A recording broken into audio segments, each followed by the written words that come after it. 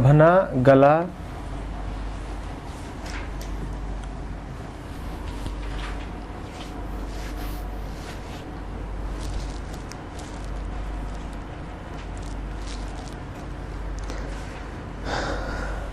समरथ सुआनी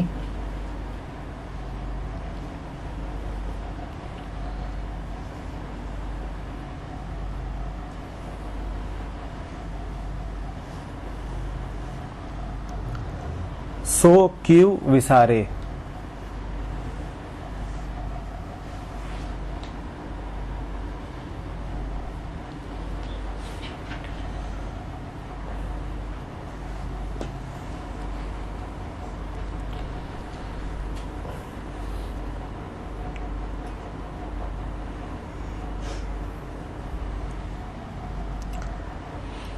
Our Lord and Master is all powerful to do all things, so why forget him from your mind? क्यों विसारे, क्यों विस्मृति में जाते हो?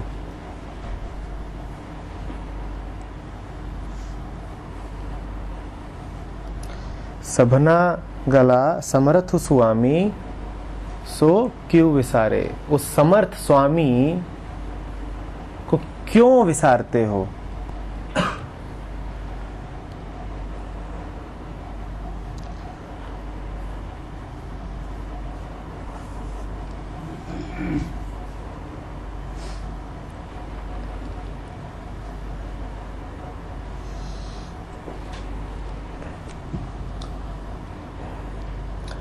अमनदीप ने ये देकर के पूछा है कि गुरुद्वारों में मंदिरों में लोग लगातार उसका नाम ही ले रहे हैं,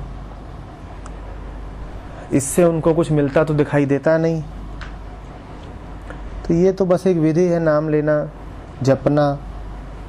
उसके नाम की फिर महत्ता क्या है? Isn't this a method to chant? What is the importance of his name? खुद ही बताओ।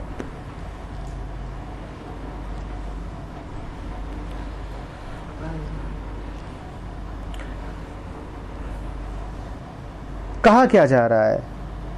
क्यों विसारे। मुंह याद रखिएगा क्या? अगर मुंह से जप रहे हो तो जप क्या है? होठ का चलाना। मुंह याद रखिएगा। सुमृति क्या है? नाम लेना बार बार कोई, किन्हीं शब्दों का उच्चारण। ये है क्या है? आत्म पूजा उपनिषद ने क्या कहा था? जप क्या है?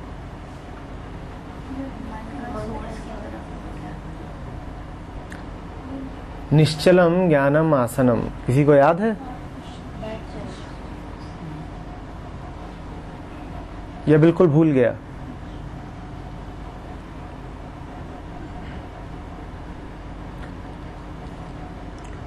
उस जगह पर निश्चल होकर के बैठ जाना, बस यही तो है, यही तो है। किसका बैठ जाना? शरीर का? मुंह का रटना?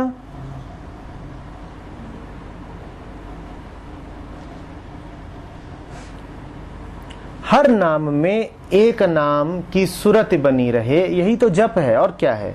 जप का अर्थ ये नहीं है कि एक नाम लिया। जप का अर्थ है जो भी नाम लिया उसके पीछे गूंज एक ही नाम की थी।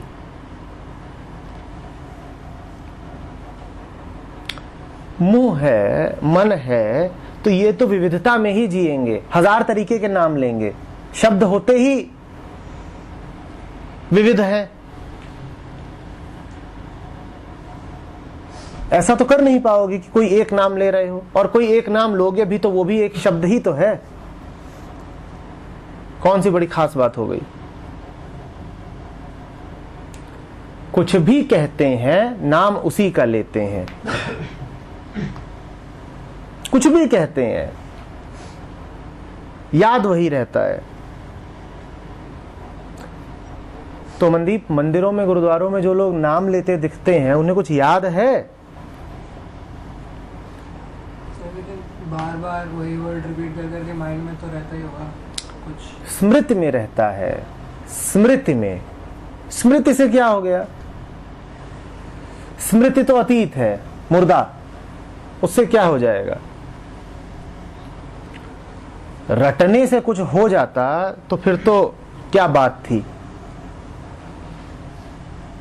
इसलिए कहा गया है कि भजन कहो ताते भजो भजो न एको बार। तो जिसको भजने के लिए कहा ताते भजो मैंने भग गए, उससे दूर हट गए। भजो ने एको बार, एक बार भी स्मरण नहीं किया। जिसके लिए कहा था करेंगे वो नहीं किया। सारे शब्द बोल दिए, दिन में 100 दफे बोल दिए, पर भजा तो तब भी नहीं ना। हम भजने पे कई दफा बात कर चुके हैं कि भजने का वास्तविक अर्थ क्या है। भजने का अर्थ ये थोड़ा ही है कि यहां पर एक यांत्रिक प्रक्रिया चल रही है, होठों में, जबान में, गले में। भजने के दो अर्थ होते हैं, एक बार बार याद करना और दूसरा भाग जाना, उन्हें उसको एकदम ही छोड़ देना। तो वही तो इसे कहा कि भजन कहो ताते भजो भजो न एक बार। उन्हें जिसे कहा था कि भजेंगे उसका तो कभी स्मरण किया नहीं, और बल्कि उससे दूर भाग गए। और सुना है ना कबीर का, भजो रे भैया राम गोविंद हरि। कह रहे सस्ते में सब हो जाता है, उसमें लगत नहीं गठरी, एक पैसा नहीं लगता। भजो रे भैया राम गोविंद हरि। तो ऐसे ही यहां है।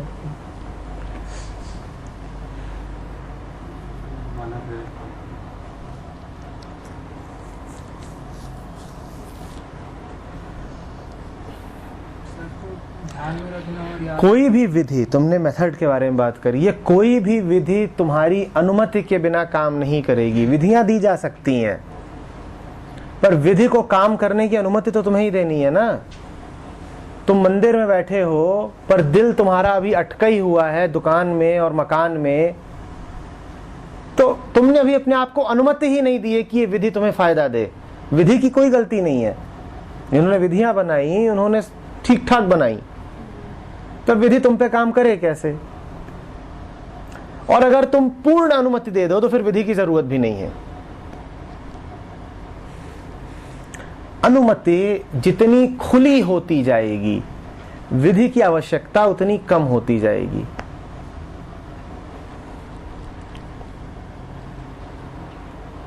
अब नहीं तो मैं विधियां तो बनाता रहता हूं, तुम अनुमति देते हो उन्हें सफल होने की। तुम्हारे आगे हर विधि हारी है, तुम्हारा अपना ही विधान चलता है।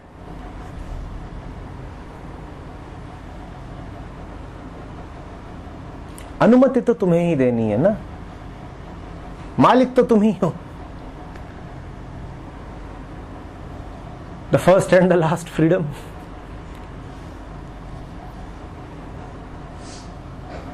तुम तय कर लो, हम होने नहीं देंगे। तो किसी माई के लाल में दम नहीं है कि करके दिखा दे।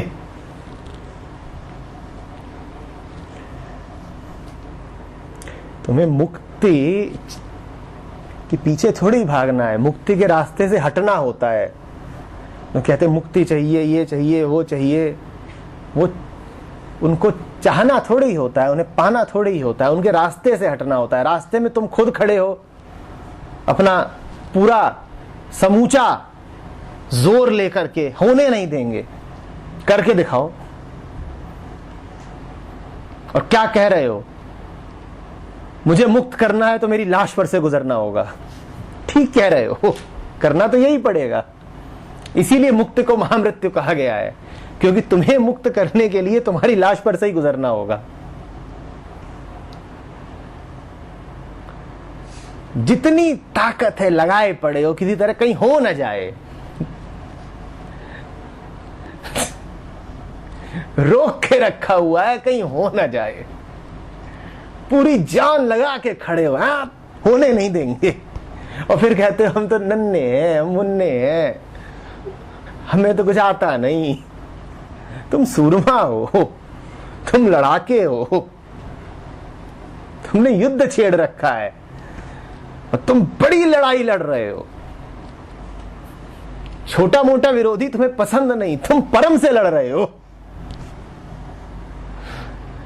शत शत नमन, तुमसे बड़ा धुरंधर कौन होगा। तुमने लड़ने के लिए भी चुना है तो कौन? तुम सीधे उससे लड़ रहे हो। होने नहीं दूंगा। करके दिखा।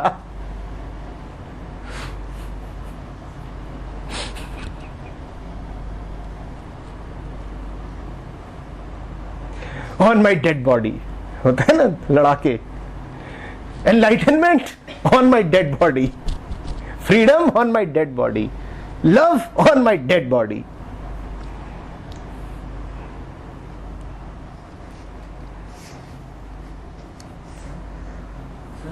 जैसे शब्दों और मंत्रों की हम लोग बहुत बात कर चुके हैं। वर्डप्रेस में मैंने पढ़ा था, जैसे स्टूडेंट ने पूछा था कि जैसे ओमकार ओम शब्द है, ऐसे शब्दों का क्या मायने है? तो आपने कहा था कि ये सिर्फ रिलीजियस सिंबल्स बन के रह गए, इनकी भी एक छवि है मन में। और तो मतलब ऐसा भी कहा गया है कि जैसे शब्दों और मंत्रों में बेसिक अंतर ये होता है कि शब्द का मीनिंग होगा लेकिन मंत्रों के वाइब्रेशंस होते हैं। तो और अगर उनका उच्चारण मात्र से ही बदलाव हो सकता है, क्योंकि लाइक ये सब बातें पंडितों के छल है कि तुम समझो नहीं कि मंत्र क्या कह रहा है, तुम बस उसको दोहराए जाओ। तो उसके लिए तुमको एक झुंझुना थमा दिया गया है कि देखो समझने की जरूरत नहीं है, इसमें से वाइब्रेशन निकलते हैं और फायदा कर देंगे। क्या वाइब्रेशन? वाइब्रेशन होता भी है तो क्या है वाइब्रेशन? कान में पड़ती है एक ध्वनि, एक सेंसरी इनपुट ही तो है, एक इंद्रियगत अनुभूति ही तो है। अगर ये बात है भी कि उसमें से कुछ तरंगे हैं विशेष, तरंग कहां पड़ रही है? नाक पे, कान पे, यही तो पड़ रही है। तो क्या हो जाना है उससे? हजार तरंगे हैं। तुम यहां बैठे हो, तुम्हें कुछ पता भी है कि इस कमरे में कितना रेडिएशन भरा हुआ है? कौन कौन सी वेव्स है जो यहां भरी हैं? माइक्रोवेव से लेके कॉस्मिक वेव तक सारी वेव यहां भरी हुई है इस कमरे में। वाइब्रेशन ही वाइब्रेशन है। उससे तुम्हें क्या मिल रहा है? कोई वेवलेंथ नहीं है जो इस कमरे में मौजूद नहीं है। किसी प्रकार की कोई तरंग नहीं है जो इस वक्त इस कमरे में मौजूद नहीं है। उससे क्या हो गया? क्या हो गया? मानसिक चीजें हैं, उनसे कुछ मिल नहीं जाना है। और देखो ये क्या करते हैं हम हर बात को खींच के घसीट के इंद्रियगत वस्तु बना ही देते हैं। मंत्र को हमने क्या बना दिया कि उसमें से वाइब्रेशन निकलते हैं। वो मन को मौन में ले जाने का अब साधन नहीं बचा। वो मन को किसी और आयाम में ले जाने के लिए नहीं हुआ। अब वो भी एक खिलौना बन गया। मैं फिर वापस जा रहा हूं ये कहने में, मामला एक सीधी सरल आंतरिक ईमानदारी का है। उसको क्यों इतना गुत्थम गुत्था बनाते हो?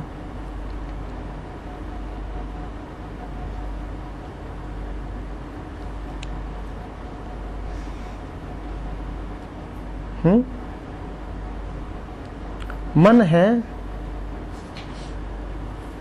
मन का विस्तार है और मन का केंद्र है। इसके अतिरिक्त तो कुछ नहीं है। और जो कुछ है वो इन्हीं तीनों में समाया हुआ है। मन, मन का विस्तार, मन का केंद्र। इनके अतिरिक्त अगर कोई और बात पढ़ो तो समझ जाना कि गड़बड़ है मामला।